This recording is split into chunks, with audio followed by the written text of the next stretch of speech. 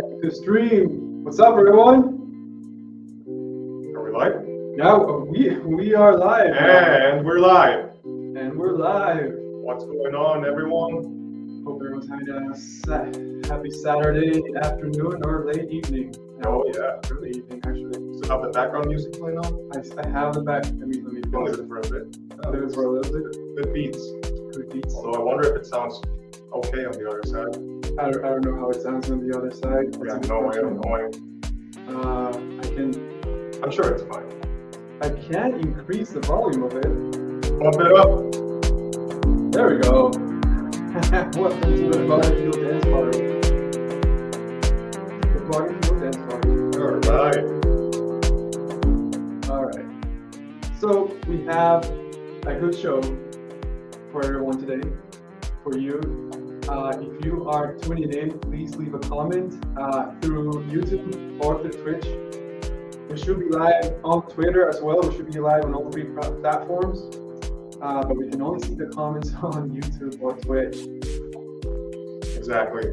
So don't be shy. Ask us any questions. We have a show planned today. We're going to talk about coming back to working out after a short break. Yeah. We're going to be talking about some global events, stuff that is going on around the world regarding farms and food supply. Yes. And then on the bigger theme, we're going to be discussing a little bit about food sovereignty. You know, we see some problems showing up. Someone says, Arre, Manuel Maldonado says, Arre way! Dude, he knows what's up. Where are you from, man? What's Let up? us know where you're messaging us from. Yeah. We're going to be talking about food sovereignty, and then this week we were learning about the subject, and we found some really interesting stuff. Yeah. About how to grow your own food, or the kinds of foods you can grow in your backyard in very limited space, and you're not necessarily restricted to just plant foods. So that is very valuable to us because who wants to grow lettuce? Yeah. I mean, you could grow it in a small patch, but you're going to be starving for calories. Yeah, it's just such a low-calorie food. It's mostly water. A lot of water. Manuel, Boston, out here, loving the content you provide. Hey, thanks, man. Appreciate that. Shout out to Manuel. He's in Boston. Dude, if you're in Boston, we should have a meetup. Yeah, we need to discuss having a meetup with Yeah. people in Boston, Massachusetts, or I guess just New England, whatever. But it's great to know that there's people out there, like-minded people, fellow meat-loving humans, not too far away from us, So thank you, Manuel. Appreciate that. Appreciate you. Thank you for tuning in.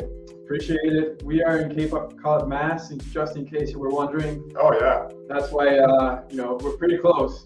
Like an hour and a half or so. Arre! I like this guy. Yes, sir. All right. Let's get to it. Yeah. So let's kick it off. So this is Mr. Anderson. I am Mr. Anderson. Or Anderson. I'm calling him Mr. Anderson. Call me Anderson. Last name Butter. Anderson, Mr. Anderson Butter. This is my brother. Jay Butter. You can call him Jay Butter. And we are the Butter Brothers. The Butter Brothers. Responsible for the ButterFueld Instagram page. Basically. Yeah. For now, exactly. Just that for now. We are joined here today by our drinks. Sparkling mineral water. This is San Pellegrino Essenza. Yeah, just mineral water. So it's a tangerine and wild strawberry flavored. What does it say exactly? Flavored mineral water with natural CO2 added, 0 calories, and 0 sweeteners. Let us know if you drink some of these. If you've ever tried them. It's like your LaCroix for bubbly waters. Just something to sip on. Tastes like static. But it's Saturday night. And we're excited to have you here. Yes, very excited. All right, so on the table we have a little bit of merch that you can get through our website, ButterFueld.com. We have our classic t-shirts. but we're also wearing our new merch. This is just your regular t-shirt.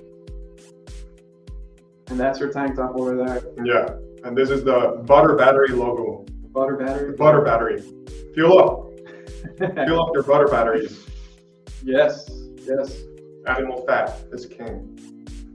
Absolutely, absolutely. Speaking of animal fat being king, we do our workouts, on a carnivore diet.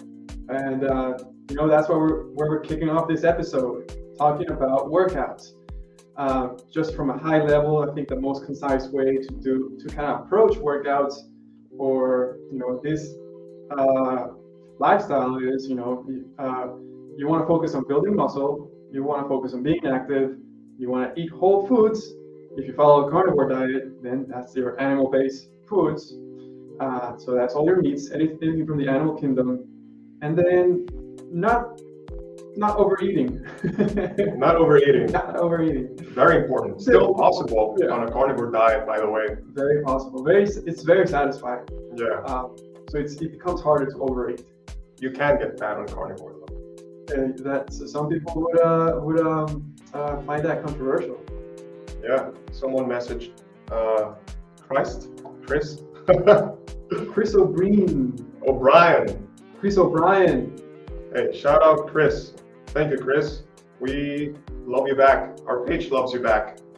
I don't know you, but hey, type in the chat where you're from and tell us you love beef. Beef or butter. Something. Yeah, shout out Chris. Yeah, thanks for joining, Chris. Thanks for joining. Yeah, let us know if you have any questions. Yeah. We'll answer them right on the spot. Yeah, we have a whole agenda questions planned out. We're going to be discussing some topics. Yes. We're talking about workouts. So we actually have some clips for you today about our workouts. That's right. Just a little highlight of us at the gym. We're a little bit camera shy, but here we go. Yeah. Let's see. So if I share this. Just for context, it had been like, so that's me, that's Anderson. Mr. Anderson. We had taken a break from the gym just because we've been so busy with work and other things. Look at this guy. Today was our comeback to the gym. It had been like 10 days, almost like a week and a half, almost 2 weeks. Yeah, it had been like around 10 days or so. So when you don't want to kill yourself going to the gym, but a little bit of balance and a little bit of rest once in a while. Don't fall in the rest trap. Like we always knew we were gonna go back to the gym. Yeah. So it was we had to carry out a not as heavy workout, even though we are on the power phase of our training. So you can see us going quite heavy. We're going heavy here on the hex bar, doing some deadlifts. The video format, man, that's annoying. Yeah, the windows are kind of coming out all over the shape, all over the place. Yeah. Nice. Is that what does that sound? So I think the sound is playing from somewhere else as well. Interestingly. Overhead presses. Yeah, so we were overhead pressing. What was this, like 145 pounds? Yeah, 145. We did 135 and then scaled up to 145 for 4 to 6 sets. Yeah. Some rear delt flies. So that's me. Yeah, all of this is, on a carnivore diet, literally fueled by fat. And gluconeogenesis. Gluconeogenesis, baby. All right, 95-pound dumbbell overhead tricep extension. Yeah, this was tough. Did it for 8 reps. Yeah. Yeah, it's not easy. It's not easy stuff. I mean, could I go heavier? Probably for fewer reps. Exactly. But the focus of our training right now is activating that central nervous system. So overloading the muscle and going for those lower reps, but also pushing ourselves. Exactly. So strength phase, really hitting those high numbers on our exercises while bringing our reps kind of on the low side. We were focusing on doubles, on the compound exercises, but on these more, non-compound, more focused on the arms and triceps and calves. We were shooting for higher numbers in the reps, still heavy weight. And look at this guy, just hanging leg raises, 30 pound ball. So full body workout. I mean, we were at the gym for almost 2 hours, but that's because, I mean, our workouts tend to be on the longer side of things, and we try to keep them under an hour every day. But since it had been a while, it was Saturday, we were, feeling pretty refreshed. Feeling pretty good. No muscle soreness, just like full recovery. We upped our caloric intake just this week. In the past couple of weeks, we have actually been reverse dieting. Exactly. So, just gradually bumping up our calories. Yeah, we're at 2,900 right now. So, we went for the full workout. We'll be back tomorrow. It's not going to be an issue. We're not, like after the workout, like we were drained from the workout, but, we didn't feel like destroyed or exhausted. Like we just felt really, really good. Yeah. It's great to be back to the gym. Yes. There's nothing like going back. Yeah, feels good. Felt pretty strong. Yeah. So put the deadlifts again. Deadlifts? Yeah, can you show those? Oh my God, it's deformatted again? Yeah, it doesn't like It doesn't like us. It doesn't like us today. We're not very good with technology. Yeah, technology. We cavemen. We eat meat. We don't believe in science. Oh, yeah. Anyways, so we're deadlifting. What is this? 315 plus 20, 335 for 2 reps. Doing doubles for 6 sets. Doing doubles for 6 sets. So, upping the volume. Yeah. I think the most we've done is like 405, maybe 415. Did we go a bit higher? No, we did 405. 405 was our peak on the deadlift. 405 was our peak. But I pulled my back in sometime around November, and sometimes it flares up back again. So we're not focused on just maxing out, even though we are pushing ourselves, but just trying to keep it safe. Exactly. Pushing ourselves and showing up at the gym with an attitude that you're there to practice the movement and not break your body. Exactly. You want to keep yourself showing up consistently and not putting yourself in situations where you hit the big number, but then you're out of the game for longer than a week, right? Exactly. But yeah, every time it switches. It's okay. I think we can stop showing it. All right. So that's us working out. We like to work out. We've been bodybuilding for I've been doing 4 years. 4 years, yeah. So carnivore for 4 years, or animal-based for 4 years, or zero carb for 4 years, whatever the lingo we're using these days. I like to use carnivore, but carnivore for 4 years, but been lifting for a while. Since high school? Since high school, yeah. Since I was a teenager. So must be 15 or so. So it's been 16 years. More than 16 years. Yeah, 16 years lifting.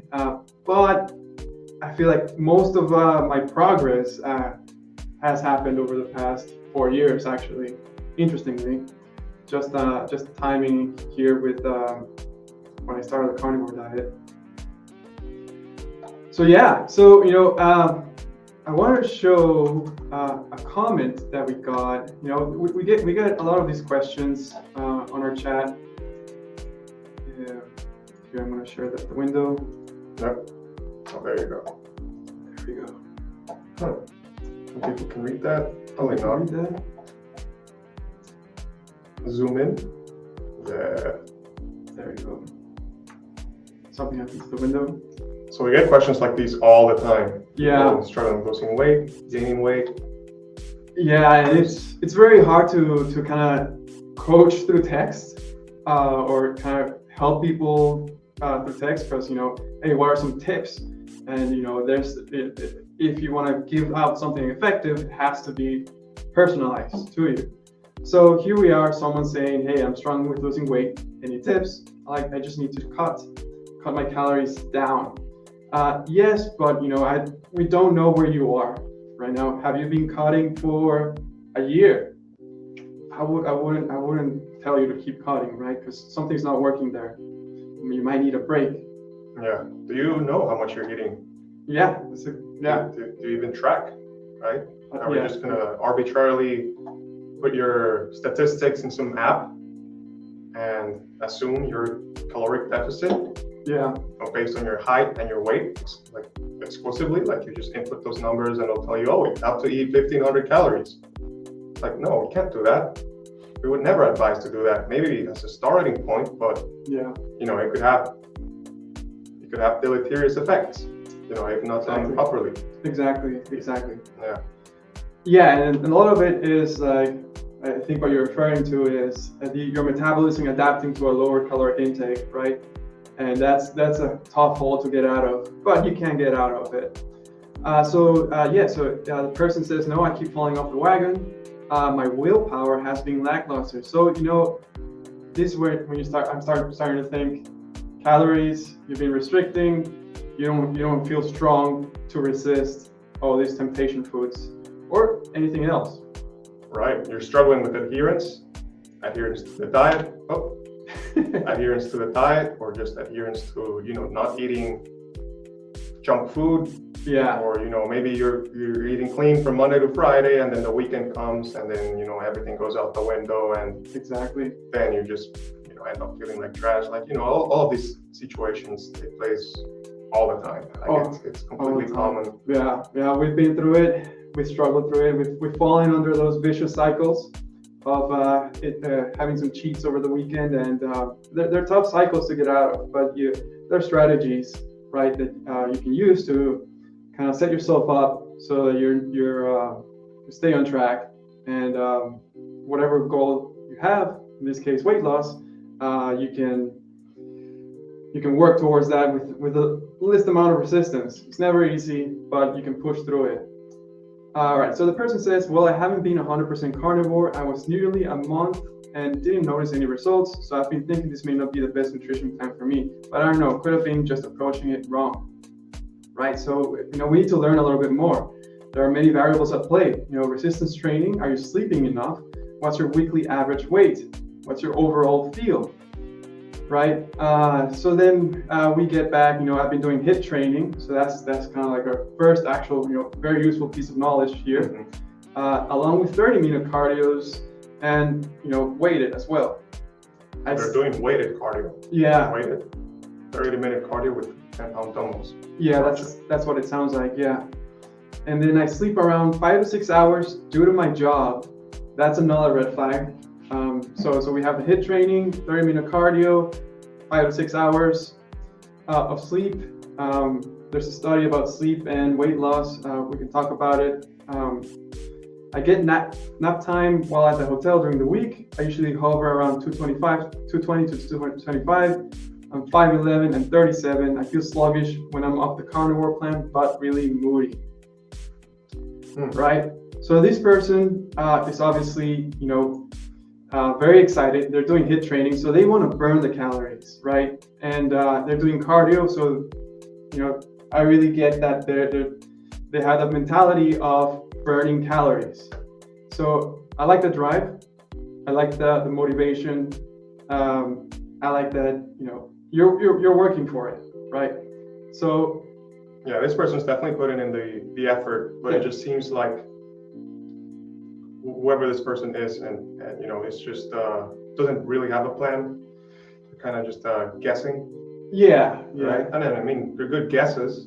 Not to be harsh on this person, but he or she said they tried carnivore for 30 days, didn't really work out, and now they're doing this HIIT with cardio, right?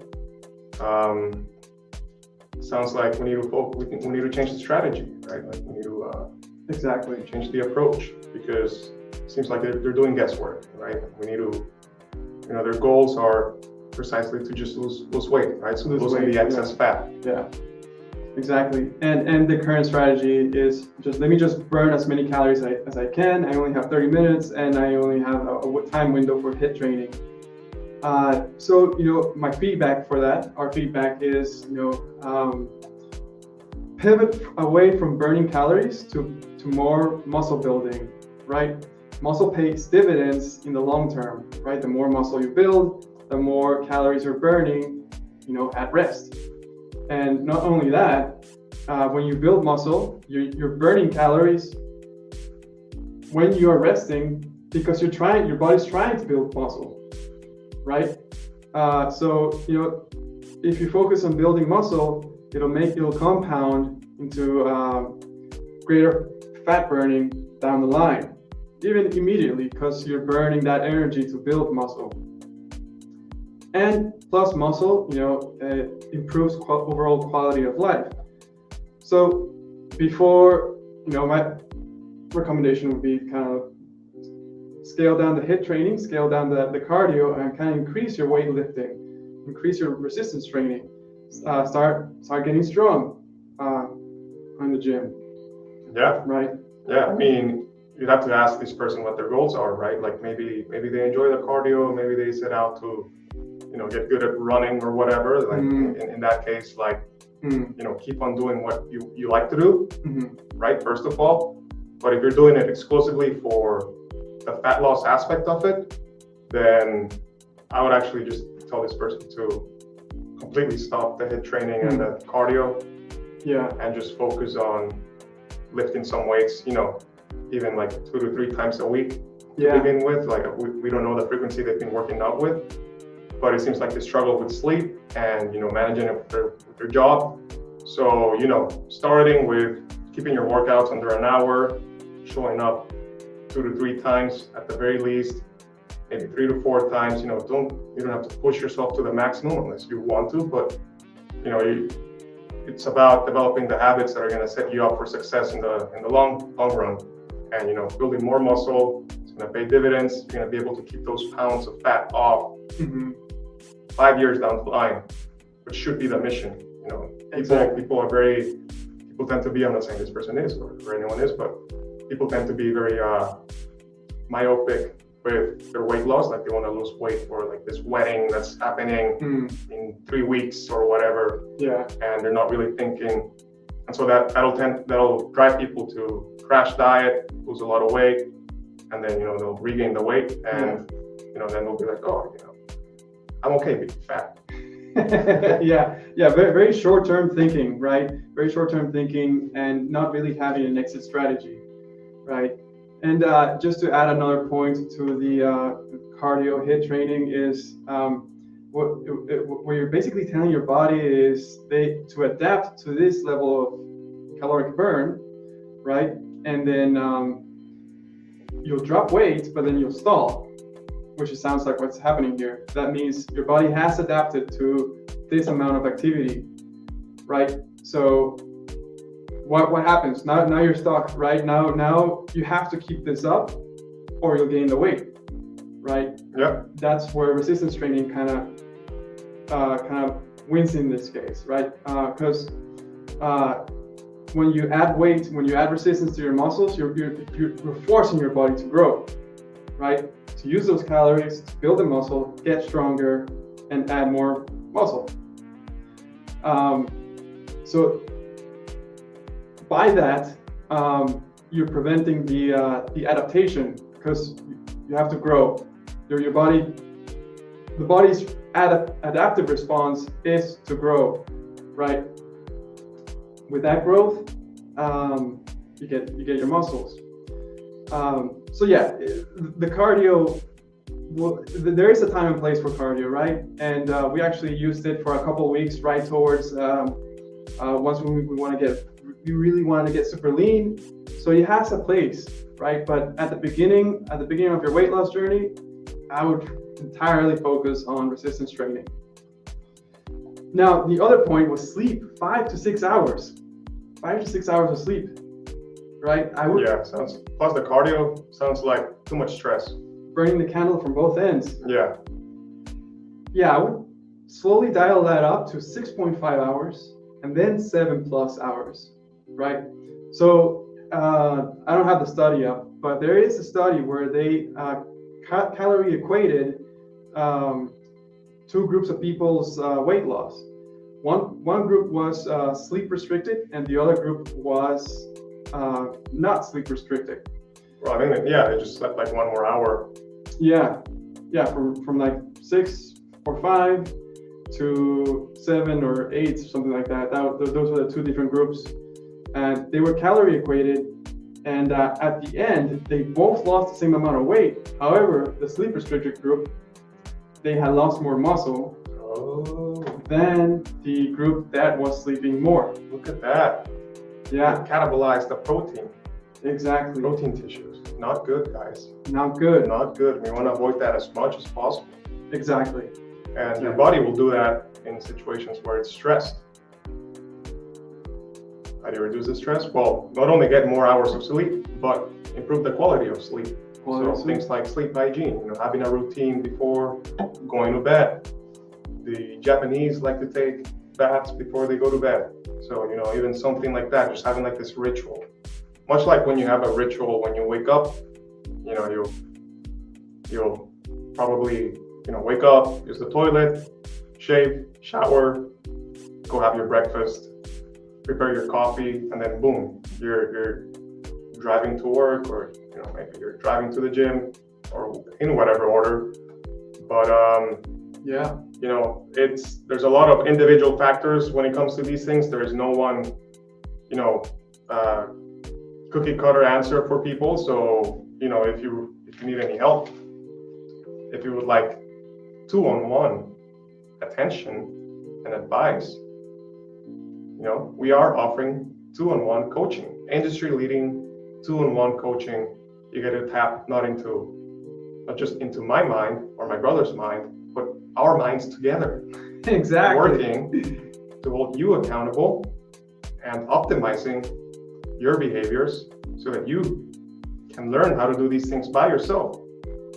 Our goal would be that 1 to 5 years down the line, you have all the tools you need to know what to do to achieve the physique that you want. Exactly. You will have the tools. We don't want to destroy your metabolism or sell you in on some BS supplements. We're not selling supplements or like supplement free binge and fast, like that sort of thing. Because that's just not sustainable long term, guys. And, we'll teach you how to build the physique of your dreams for the long run. Exactly. So we've been through that. We've been there. We've kind of tried a bunch of things, even within the carnivore world, and we can use our experience, we can use our knowledge to help you get out of these bad holes, that sometimes you find yourself in, restricting for too long, doing cardio for too long, and kind of seeing all these weight styles. We're here to help. And as much as I love, messaging people, it's easier if we just work together, face to face, 2-on-1. We'll get you up and running into a healthier lifestyle. Yeah. Yes. And that's, we're putting our skin in the game. Yes. That's why we've come out from just being an Instagram page and doing this now, because we want to help you out. Exactly. The world needs people to be strong. And we can get you strong. All right. So I see someone joined in. Hey, why don't you type in the chat where you're watching us from? Shout out to this person. Yeah, where you're watching us from, and what platform? Well, if it's YouTube, we can see it. We'll see that. But, we can see it from Twitch, and we can see it from YouTube. Yep. So we talked a bit about working out, our experience working out and working out on a carnivore diet. The other news we want to talk about is we want to discuss this global event that is going on. I'm sure if you're following our page, you've seen our latest posts covering the situation regarding farmers. Yes. Around the world. It seems to be taking place all around the world. There's maybe we can pull up the clip from Instagram. You're gonna have to turn off the music from stream. All right. But yeah, this is going on, guys, and plenty of people seem upset from the comments, and I mean, rightly so. This is unacceptable, and it's a threat to food security, and this like, why is this happening? Yeah. Yes, sir. Yeah, let's give it a play. Let's see if the sound is playing nice.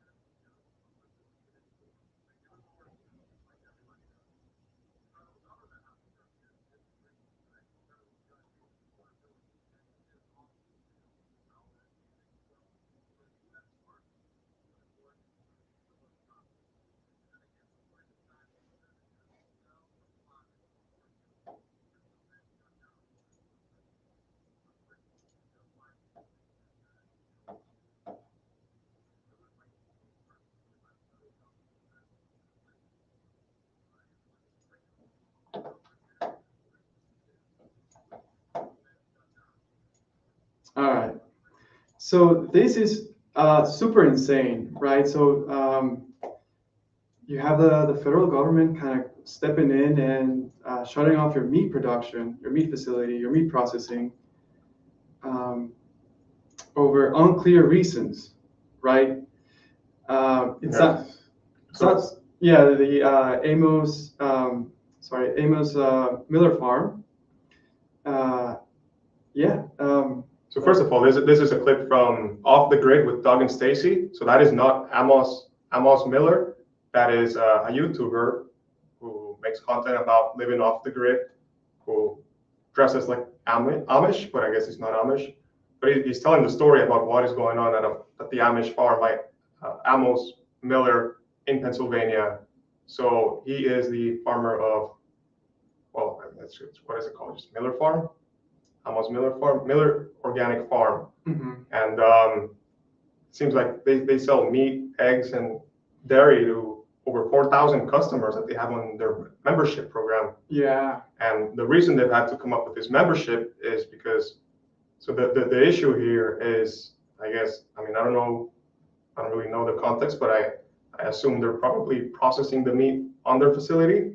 Yeah. Right? Like you might have to do something with that, because as it is currently, if I had cattle in my farm, I don't have a farm, but if I had cattle and the farm, I can't sell my own cattle.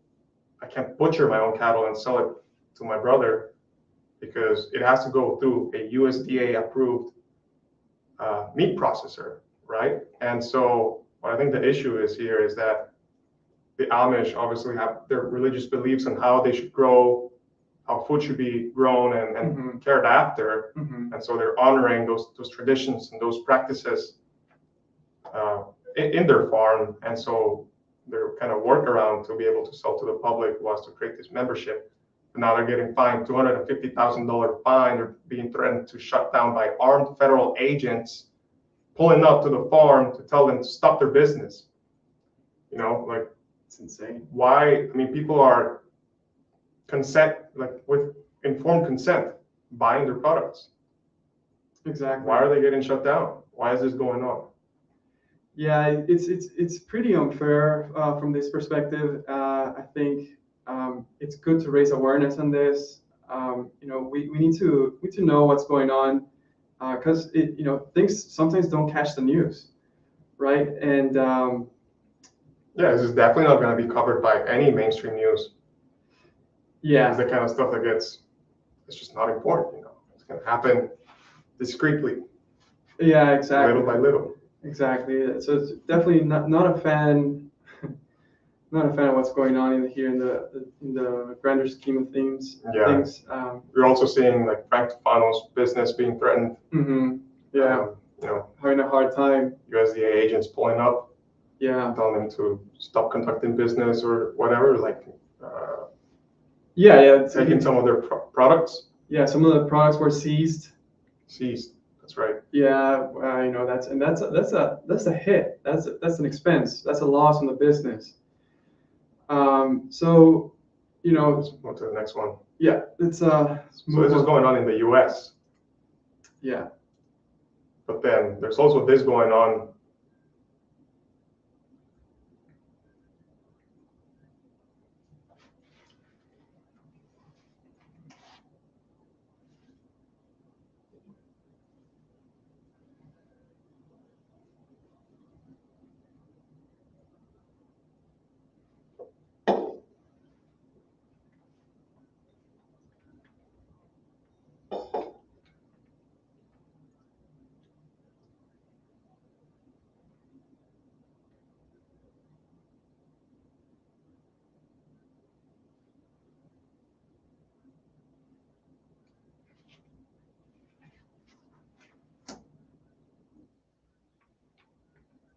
Terrible.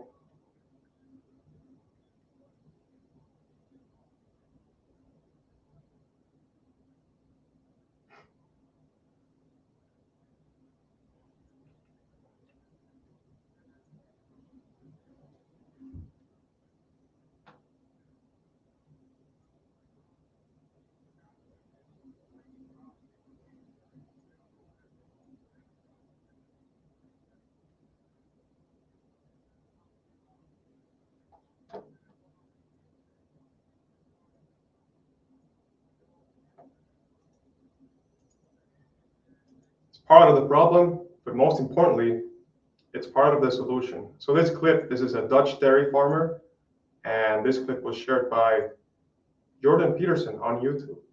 So we thought it was only important to share it on our platform as well. Again, raising awareness of what is going on in these global events surrounding the food supply. And as you see, you know, we're having farms being shut down in the US. The Dutch government is cracking down on nitrogen emissions, telling people to cut back their herd in order to cut back the emissions. Yeah. And, you know, what are you going to do? Like, if you're a farmer, you're just having like these government agents pulling up and telling you to stop conducting your business. This is your livelihood, for God's sake. Mm-hmm. But it doesn't just end there. There's more. Yeah. Here. So this is a clip from the protests in the Netherlands. So the farmers have taken to the streets. Apparently, they've gotten on their tractors and being like blocking the roads, dumping what seems like to be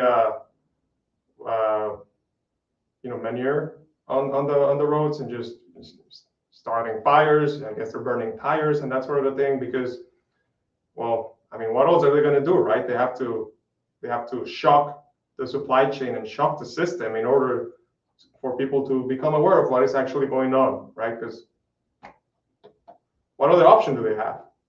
So this clip was from July 27th. You know, I don't think you'll see this on any mainstream news outlet, but there's more. Yeah. So this is in the Netherlands. Netherlands. And then the next one is news from Canada. Kind of a similar situation taking place in Canada. Trudeau spars with farmers on climate plan risking grain output. Canada wants to cut fertilizer emissions, but farmers say it could result in less food. So again, you know, they're coming at it with this environmental angle, reduce your emissions, and I wonder what's the best way to reduce the emissions, right? Why don't we go tell the people who make food to make less food? Make less food. What the heck? Pave the way for plant food, right? And they also use farms, right? So I mean, it's especially moronic because, you know, the way the government is approaching this is by trying to cut the emissions from fertilizer, and fertilizer is used for the crops. Exactly. Yeah. So Yeah, animals they create their own manure, exactly. which act manure is fertilizer. So in exchange, we want to get rid of the animals that produce manure and use synthetic. Or what? Honestly, I don't know what would substitute it, or what we would use for plants. There is no plan. There is no plan because they're not even proposing substituting it with plant foods or like more plant crops. It would be lab grown meat. Yeah, something. They're setting the. I mean, well, they're setting the stage for famine is what they're doing. I mean, it would be bugs. Yeah, Canada is the fifth biggest producer of wheat grain, I believe. I'm not sure how it ranks in other grains, but obviously, this is a very important industry for Canada. I mean, it's their food, right? And the government is just coming in to tell the farmers to stop doing their business. Yeah. So you see, now we have these events taking place in the USA, in the Netherlands, in Canada, and there's more. There's more. So this is an article from Doomberg. If you know what Doomberg is, follow them on Substack. Shout out Doomberg. Shout out to Doomberg. But there's another situation taking place in Sri Lanka. If you could just scroll down. Scroll down. Yeah, here, there. This is what's going on. You know, faced with a deepening economic and humanitarian crisis, Sri Lanka called off an ill-conceived national experiment in organic agriculture this winter. Sri Lankan president promised in his 2019 election campaign to transition the country's farmers to organic agriculture over a period of 10 years. Last April, Rajapaksa's government made good on that promise, imposing a nationwide ban on the importation and use of synthetic fertilizers and pesticides, and ordering the country's 2 million farmers to go organic. So maybe that's what Canada might be trying to do to reduce their emissions. You know, stop using the synthetic fertilizers, everyone transition to organic. But of course, as we can see with Sri Lanka, the result was brutal and swift. Against claims that organic methods can produce comparable yields to conventional farming, domestic rice production fell 20% in just the first 6 months. Sri Lanka, long self-sufficient in rice production, has been forced to import $450 million worth of rice, even as domestic prices for the staple of the national diet surged by around 50%. The ban also devastated the nation's tea crop, its primary export and source of foreign exchange. Yeah, so basically they couldn't produce any more food internally, so they had to buy food from an outside source.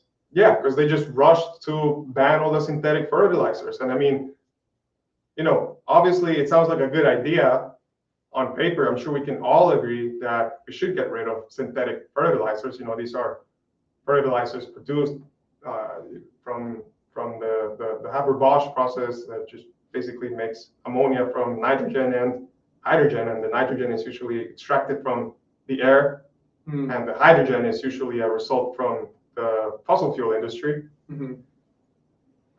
So of course we should all move to organic. You know, manure from manure management from livestock. Yeah, real animals. But the thing is, Sri Lanka fell short with a proper plan to phase out synthetic fertilizers. As a result, we can see on the next page what is going on. Like the whole nation is out of control. This is, you know, Sri Lankans protesting. They're storming the presidential palace, in Sri Lanka's capital. Yeah. Look at that. Wow. That's insane. Is Sri Lanka a cautionary tale?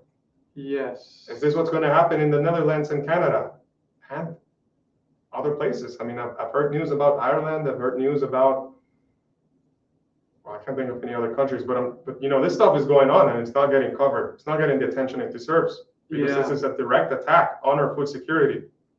Exactly. Yeah, this is insane. Yeah, and this isn't a new clip. It's from July 9th, but I don't know how the situation is now. But I mean, yeah, insanity. Yeah, and I think I read somewhere that the president kind of just dipped, just bounced, decided to leave the country, kind of abandoning his position. because obviously no one was happy, and their currency kind of took a massive hit, their GDP as well. A lot going on, and food was one of them. Yeah, Right. Sri Lanka's been captured. Yeah. So, no, on that topic, we started looking into, obviously we're facing a food security issue, and it's not clear how bad things are going to get, but, what might possible solutions to this problem look like, right? From a legislative level, because it's clearly a regulatory problem. Government's cracking down on the food. Like you can't, Amos Miller's farm, like you can't even have the right to sell the food that you make, sell it to informed consumers with their full-on consent. Like, I mean, I don't care like if they butcher. Oh look, someone messaged. Hi, watching from Guelph, Ontario, Canada. Nice. Shout out Maria. Shout out to Maria. Thanks for watching. Thanks for joining us. Yeah, appreciate you. Appreciate it. So let us know in the chat. Are you aware of what is going on with the farmers in Canada? And I don't know if this is going on in just one specific state. You call them states in Canada, like Ontario, or is this going on in? They're not districts. I'm thinking districts, but not. It's not districts. Probably provinces. Province. Oh yeah, Ontario province. Yeah. Is this going on in all of Canada? Do you know? Trudeau cracking down on the emissions. Like what is going on with the farmers? Yeah. We have the situation with the truckers and everything, and it's not looking good. Yeah, very similar theme from the Netherlands to in Canada. So it sounds like these things are happening worldwide, and obviously people are not happy with this. We're not happy with this. So it's important to talk about it, and it's important to, we were getting to this over here, an example of what we could do. Yeah, what a solution might look like. What my solution might look like at a local level. In this case, the state of Maine. Yeah, so the state of Maine, what happened was they had a, what do you call it? This was an amendment, but before the amendment, they had a, what do you call it? An act. Oh yeah, they passed the Food Sovereignty Act, which basically made it easier for farmers to get an ordinance from their local city or town. And so this farm could apply for this like exception from the city or town to sell meat that they processed, well, maybe not the meat, to sell the food that they grew at their farm locally to the consumers without having to abide by the state and federal inspection agencies. But just so I believe that was passed sometime in 2019. Like Maine has been working towards this food sovereignty mission for years now. Like I believe they started it in 2017, but then they had some issues where someone was selling raw milk, like a farm was selling raw milk, and then the feds cracked down. So it's been like this ongoing like movement that's been building throughout the years. But just last year in 2021, they passed this final amendment to the Food Sovereignty Act, and the amendment was the right to food. And that's what I want you guys to check out. Scroll a little bit to the right. Yeah. So the right to food, and this basically makes it such that a farmer can sell anything they make directly to the consumer, as long as they sell it from the farm. So Section 25, right to food.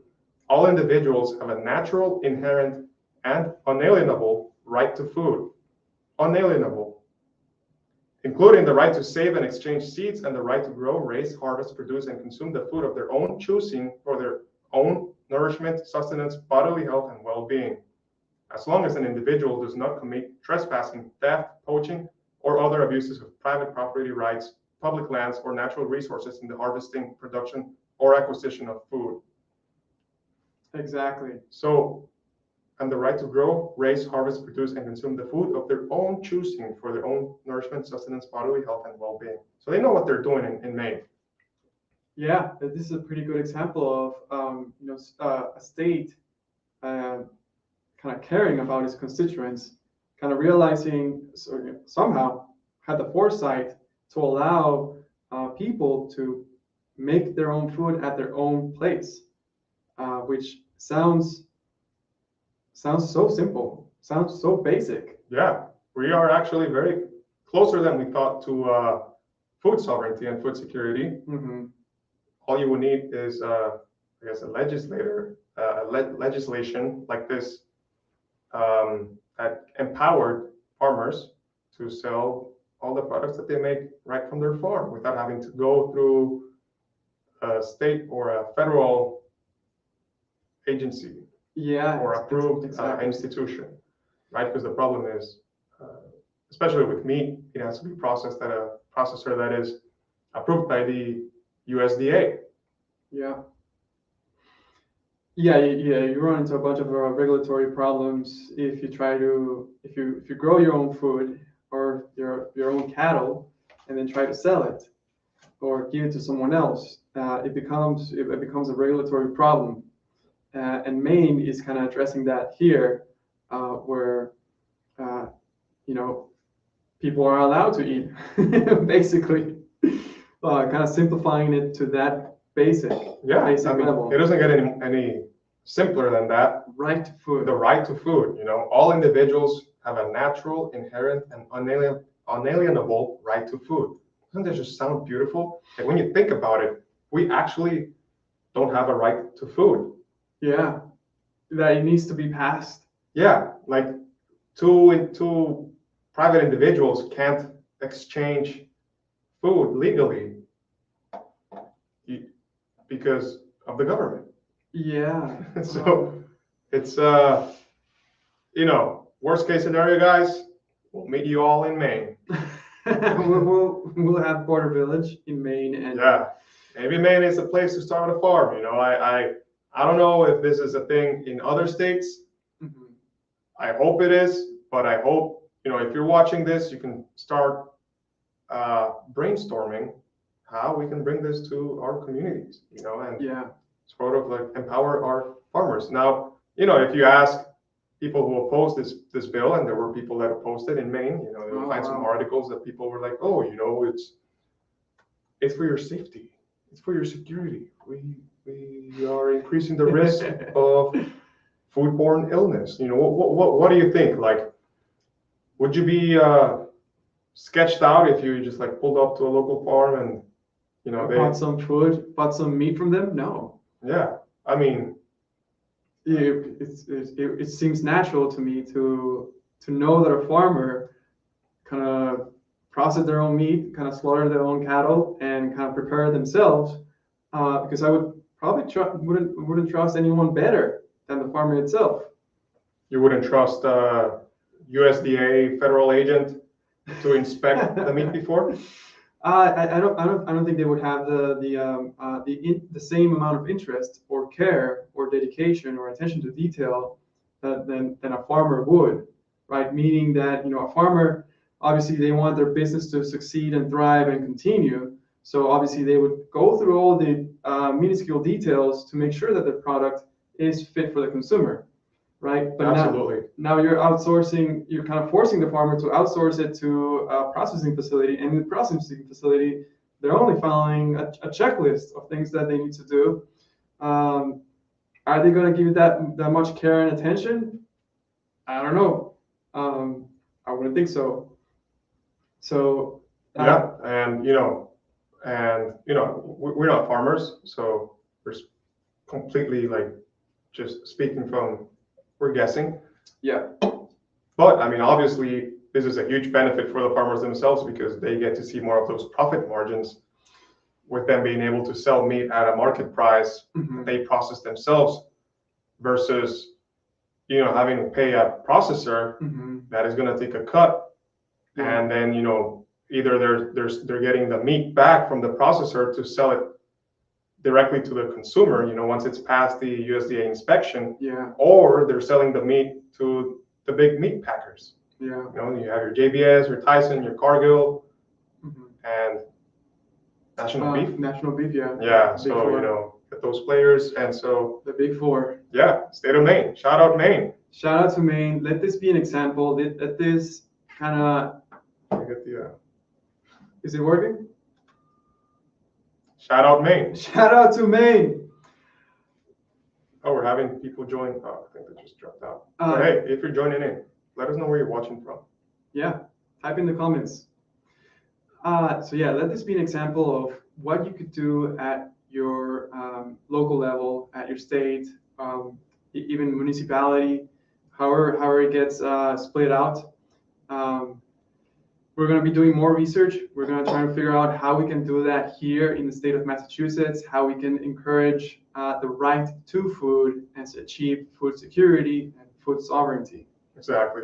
All right, we can move on. We're almost nearing an hour. So, you know, from this topic, right, we were looking into global events, and then we found out this thing about Maine and the Food Sovereignty Act. Then we were like, well, what could your average person that maybe has a little bit of room in their home, maybe has some backyard space, what could the average person do to sort of like get some control back over their food supply? And we started going down this rabbit hole of, food you can grow at home that is not limited to plants, because we always have this impression that, we have some backyard space, but like, what are we going to grow in the backyard? Like, lettuce? Like, lettuce. Bro, that's water. Onions. Onions? I mean, nothing against onions. You can grow some garlic and all those things. But, if you want food security, if you want to, I would argue you want to maximize the amount of energy you can get from your food. Like, growing lettuce, like, what is that going to do for me if the supermarkets are down? Like, I'm not going to survive off of lettuce. Exactly. Right? And what else can you grow? Like fruit? I mean, yeah, it'd be nice to have some fruit from your own backyard that you're making. Like, it'd be nice to grow your own food, whatever it is, or your herbs and spices. But my objective would be, getting more calories out of the food. So like potatoes, I guess. But turns out you don't have to be limited to plant foods.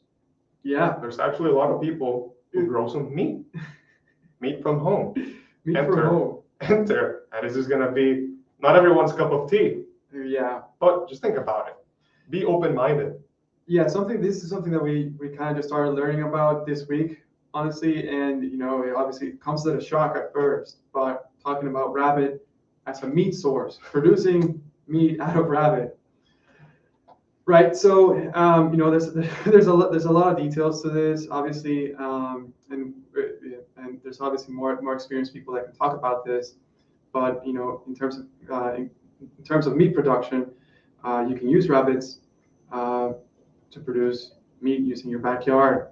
So, in this article, it's kind of highlights that the Californian breed is used for meat production. It can produce about 8 to 11 pounds of meat, and the New Zealand one, also used for meat, produces 9 to 12 pounds.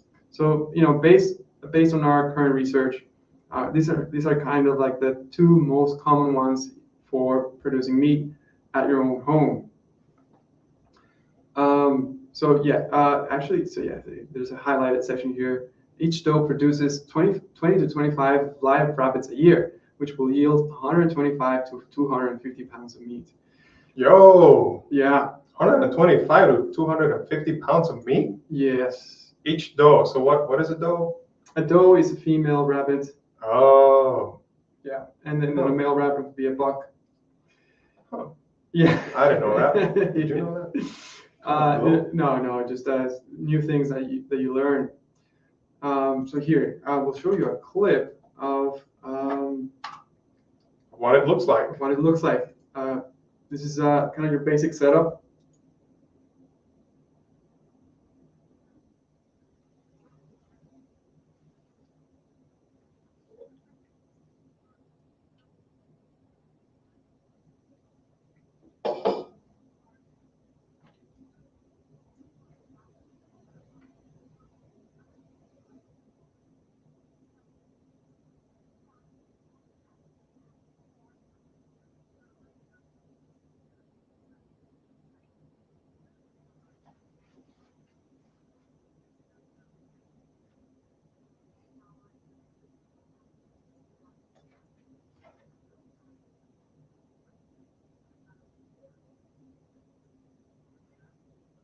That's awesome. Yeah, little pellets of food. This is actually pretty interesting.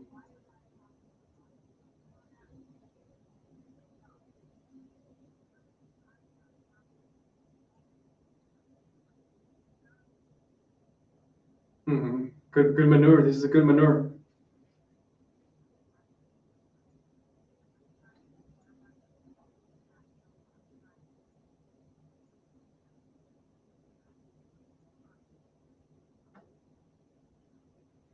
Yeah, the resting pad. You can see it over here.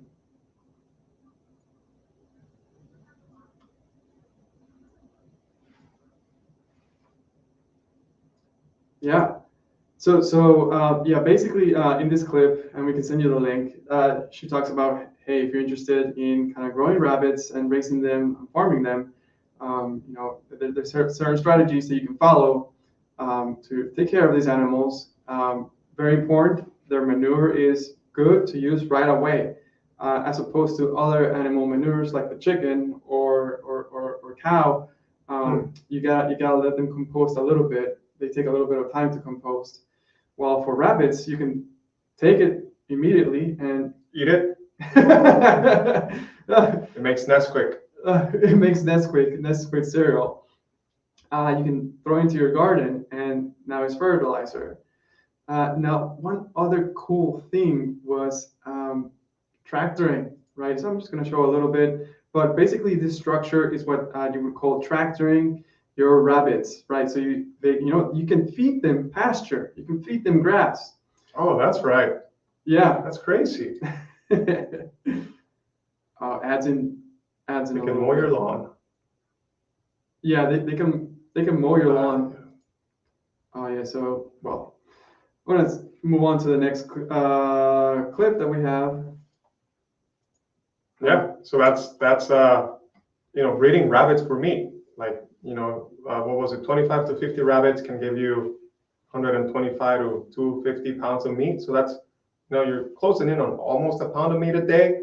That's significant. Wow. And yeah, it is going to be rabbit meat. We all know about rabbit starvation. But very lean meat, so use some butter. But you're talking about, making some of your own food. Like this is completely scalable to meet whatever kind of demand you want, and the feed can just be pasture. But then the next thing we found for making food at home with very low footprint is raising quails for meat and eggs. Quails for meat and eggs. So yeah, there are different breeds, and you can choose what you really need. You can choose either do you want eggs, or do you want the meat, or do you want both? Because they actually kind of are able to serve those two functions, or two functions. So for example, here one of the breeds that we're talking about is a Coturnix, right? They can lay over 300 eggs per year. And then you can also harvest the quail for meat after 7 weeks, right? I would go for the eggs, right? Get those 300 eggs from the quail. Yeah, I leave the meat for like last resort. Yeah. Or like, yeah. If you're if you need your pack of quail like starts growing in size, like then you can be like, only one. Yeah. They're exactly. Small amounts of meat for like a whole bird. Yeah. Small eggs. 10 ounces of meat, but I would really value that 300 eggs, right? And the quails, they take very little space, which is what makes it so attractive. And you can have your own egg production at home from the quails, and then optional, the meat out of it. Sell it to your neighbors. Start taking control over your own food security. It's completely scalable. Yeah. Depends on how much room you have. Like you could have a little cage of rabbits and quail in your living room if you really wanted to. It would probably smell, and I don't know the whole logistics behind it, but if you really wanted to, you could have like a small cage. Yeah. And we don't like the sight of like caged animals. We'd much rather have them on pasture. But exactly. But if you're in an apartment in New York City, like this is something you could do, right? Yeah. And that's the whole point. There is at least something you can do. Exactly. All right. And then here, I think we have here. So this is a clip on a quail tractor. So same principle, I guess. I don't know if you can feed them pasture directly, or maybe I guess they're going for like the bugs and stuff, and then they'll poop everywhere, which is good for the soil, and then I guess you can tractor in the rabbits after or something like that. I'm sure there's some rhyme or reason to it. Again, we're not experts, but just learning that there's this whole world out there where look, like that's a cage, like it probably can't be more than like 4 feet by 4 feet or whatever. Yeah. Like, no way of telling, but look at the dogs. And dogs are so excited with the quail. Yeah, they have what, like 10, 15 quail over there. Like they're small birds. Each one's gonna drop an egg roughly like every day. Wow. So you can just go collect your quail eggs and you have a little bit of food now. Yeah. Locally. And I guess all you gotta feed them is, at the very least, you can just, buy some grain and feed the quail grain. Yeah. Yeah. Or some mealworms. I guess mealworms would be worms. Worms, yeah. That would be probably a superior source of protein for the quail. Yeah. And awesome. They're as you mentioned, their poop, their manure is really good for the soil, right? So now you have really fertilized soil that you can use for anything else. Yeah, this is truly fascinating. Yeah. Imagine just growing rabbit meat and quail in your backyard. Get some eggs. In your basement. Yeah. Wherever you are. If you have a backyard, you might be able to pull it off. Do a little bit of research, do a little bit of legwork, find out how you can start your own egg production at home. Yeah. And and this scales up. Like the point is, because we used to think, what's the smallest animal you could probably have? Like a goat or some chickens. Yeah. That seems like a lot of effort. Like a chicken, is a big bird. Like some of them grow to be big. And they're pretty noisy, right? So if you have neighbors, neighbors are going to really like the noise of that sort of thing. Hens. Smelly and whatever. Yeah. But quail are smaller and quieter. Yeah.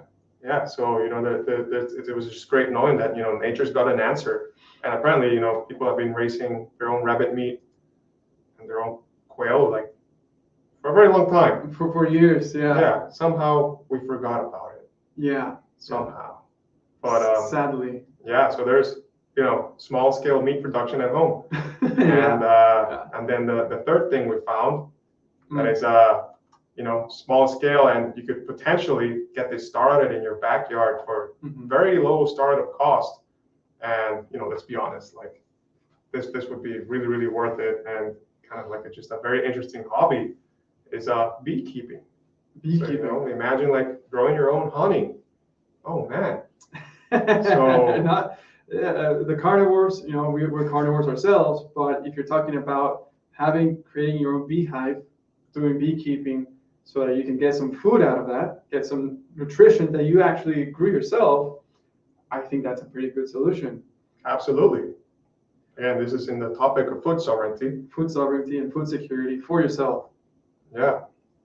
And for your community, who knows? But yeah. So we're like, well, beekeepers, they raise their bees in beehives. So how much room do you need for a beehive? And we just asked Google, and this is what we found. Here's a rule of thumb when considering whether you can keep a beehive in your garden. A typical beehive is about 22 inches by 16 inches. You need at least 5 feet of space in every direction around the hive. So that's at least 5 feet of space in every direction around the hive. If you plan on having multiple beehives, they should be at least 3 feet apart. So that's like a 5 feet radius that you need. Yeah. A 5 feet radius. 5 feet radius. So 5 feet that way, 5 feet that way. And then we were like, well, so if that's what it takes for one beehive, that's how much room you need. So basically just 5 feet.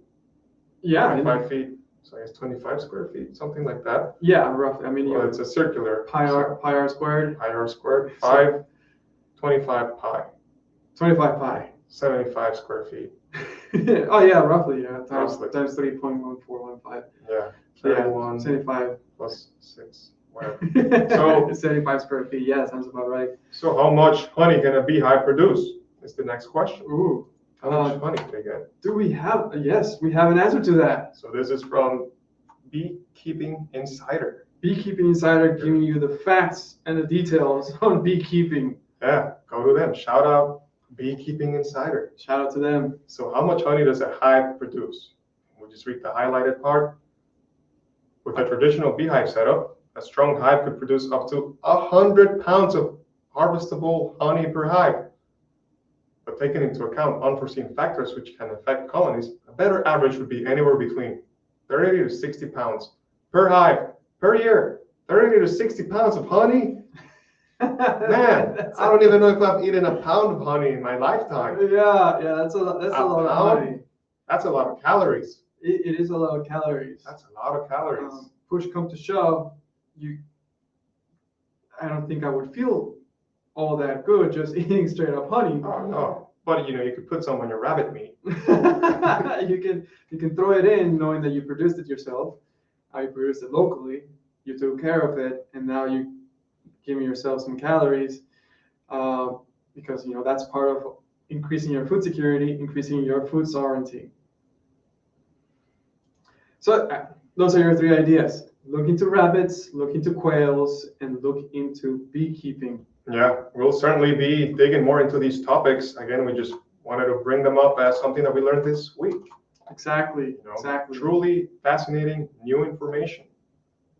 You can be productive from home. And so I guess it's time to wrap it up. Yeah. I would like to thank everyone for stopping by. Thank you for watching, and I really appreciate the people that commented. Shout out Boston, and where else did you say they're watching us from? Guelph. Shout out Canada.